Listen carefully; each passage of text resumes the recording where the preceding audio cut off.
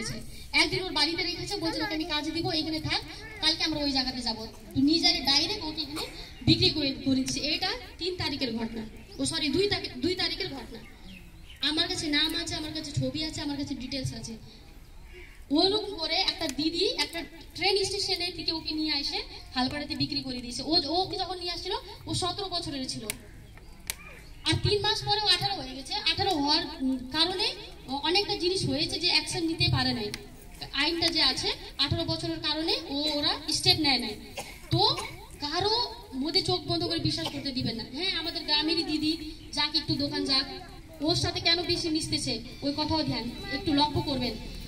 বাচ্চারা কি করে, ওই ছেলেদের কথাটা বিশ্বাস করে স্কুল ড্রেসে চলে যাবে, আর ব্যাগে একটা কাপড় থাকবে, আর জংশনে যে গিয়ে কি করবে, টয়লেটে যায় ড্রেস চেঞ্জ করে নেবে। কিন্তু স্কুল ড্রেসে তো তাড়াতাড়ি মানুষ সন্দেহ করে, জিজ্ঞাসা করে যে এনজিওরা আছে, যে পুলিশরা আছে, বেশি লক্ষ্য করে, তার জন্য ওরা কি করে ড্রেস চেঞ্জ করে নেয়।